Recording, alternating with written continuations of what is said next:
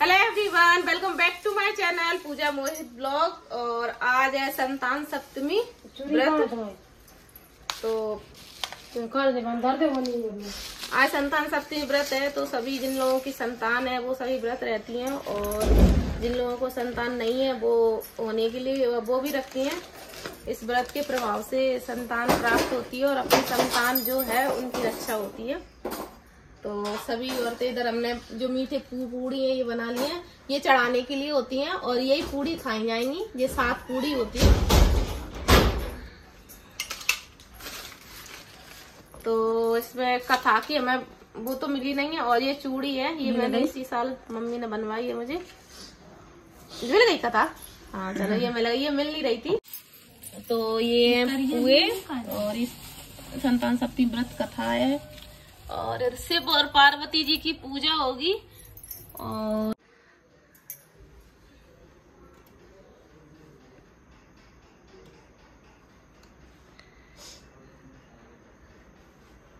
अब जी बाबा महावर लगा के फिर करेंगे, क्या कहते हैं, फिर पढ़ेंगे किताब। एक दिन मैंने महावर मतलब ऐसे मैं रील्स डाली इंस्टाग्राम पर, तो मेरे महावर लगा था, तो किसी का कमेंट आता है। फेसबुक पे आता है क्या? इंस्टाग्राम पे तो मेरे कमेंट ऑफ है। वो फेसबुक पे इधर लिखता है कि ये आप पैरों में क्या लगाते हो, तो आप फेसबुक पे मैं डालूंगी बना के कि मैं ये महावर लगता है हम लोगों में। तो अभी महावर लगा लिया और पैसी पूजा तो हो गई है सब। अब हम पहुंचेंगे कथा, संतान सप्तमी व्रत कथा। वैसे अगर मैं पूरी व्रत कथा पढ़ूंगी तो काफी टाइम लग जाएगा, तो इसको मैं फास्ट कर दूंगी। और पूरी कथा जरूर सुनना, क्योंकि कहते हैं कि इस कथा के प्रभाव से जो निसंतान होते हैं उनको संतान की प्राप्ति होती है, और जिनकी संतान होती है उनकी संतान की लंबी आयु होती है। और सारे संतान सप्तमी का व्रत भाद्रपद भादो महीने के शुक्ल पक्ष की सप्तमी को किया जाता है। यह व्रत करने वाले व्यक्ति को संतान सुख प्राप्त होता है और सारे पापों का नाश होता है। निसंतान दंपतियों के लिए तो यह व्रत वरदान स्वरूप है। जिनकी संतान अल्पजीवी रहती हो तो यह व्रत करने से संतान को दीर्घ आयु प्राप्त होती है। पूजन की सामग्री क्या क्या लेनी चाहिए? लकड़ी का पटरा, लाल रंग का कपड़ा, भगवान शिव और माता पार्वती की मूर्ति, कुश या ऊन का आसन, सोने चांदी का तार, जैसे कि वो मेरा रखा है चांदी का तार बना हुआ का, ये भी बनवा सकते हो आप। ये ऐसे होता है जितने आपके लड़के, तो मेरा एक लड़का है तो मैंने एक चूड़ी बनवाई है। तो या आपके पास ज्यादा पैसे है तो आप सोने की बनवा सकते हो, और सोने की नहीं तो चांदी की, ये 2 में से एक धातु की बन जाती है। सोने चांदी का तार, और ना मिलने पर रेशम का धागा। अगर आपके पास ये नहीं है तो आप धागा भी पहन सकते हो। और दीपक, रुई, घी, धूप, चंदन, कपूर, अगरबत्ती, रोली, चावल, फूल, इन सब चीजों की सामग्री होती है। बुक मिल जाती है मार्केट में संतान सप्तमी व्रत कथा की नॉर्मली पास में। तो आप अगर आप रहती हो तो अच्छी बात है, अगर नहीं रहती हो तो अगले साल से आप उठा लेना इस व्रत को। और भी इसमें सामग्री लिखी है। तो चलो इस व्रत की कथा को चालू करें। यह व्रत करने वाले व्यक्तियों को व्रत वाले दिन सूर्य उदय के साथ ही जाग जाना चाहिए। नित्य कर्मों के निवृत्त होकर स्नान कर लेना चाहिए, फिर साफ वस्त्र पहन लेने चाहिए। फिर अपने घर के पूजा स्थान को या आंगन को साफ कर ले। उसके बाद में वहां पर लकड़ी का पटरा रखें, उस पर लाल रंग का कपड़ा बिछाएं। फिर उस कपड़े पर भगवान शिव और माता पार्वती की मूर्ति को रखें।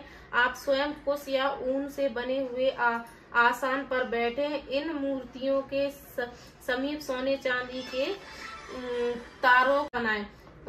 गड़े में 7 गांठें लगानी चाहिए। सोने चांदी के तार की व्यवस्था ना हो पाए तो रेशम के धागे का गड़ा बना सकते हैं। फिर इस गड़े के सम्मुख रुई और घी से दीपक जलाएं और धूप जलाकर रखें। चंदन, कपूर, अगरबत्ती की गंध दें और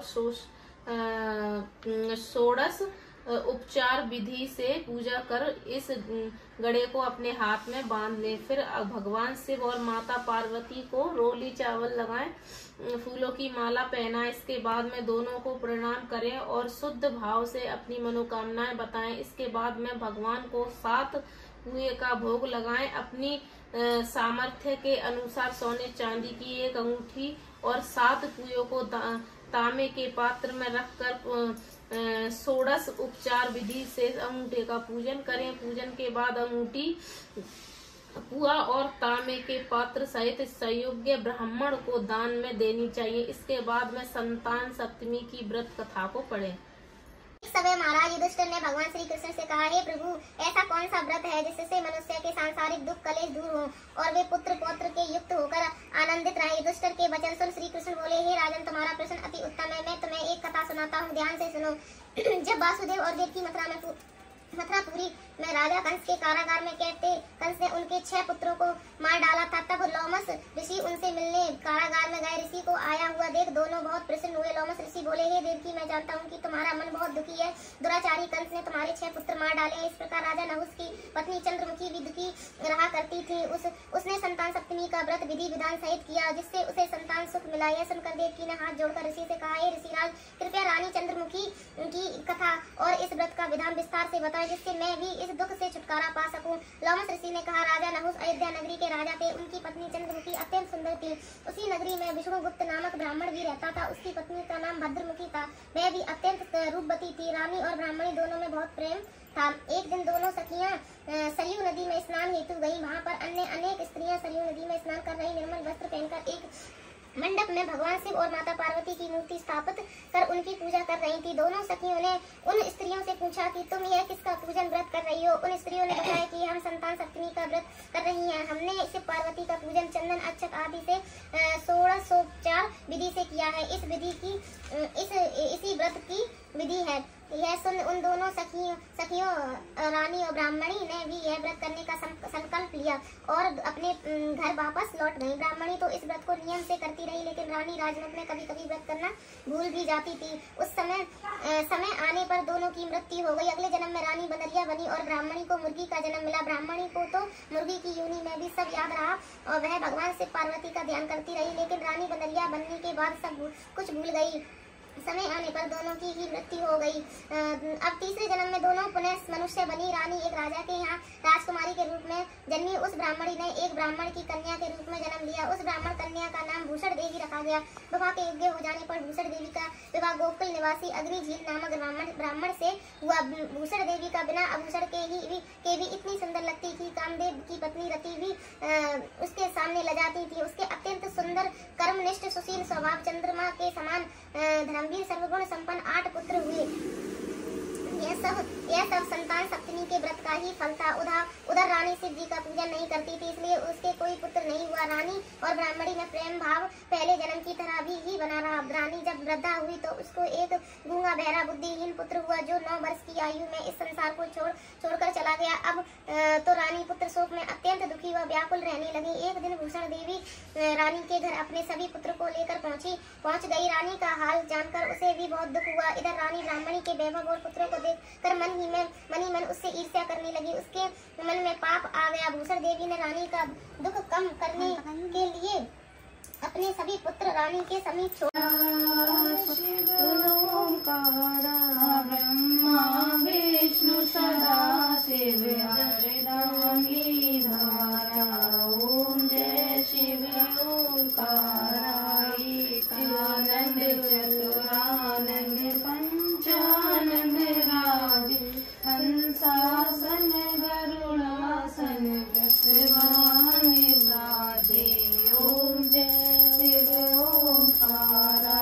2 भुज 4 चतुर्भुज 10 भुज अति शोभ। तीनों रूप निरखे त्रिभुवन जन मोहे।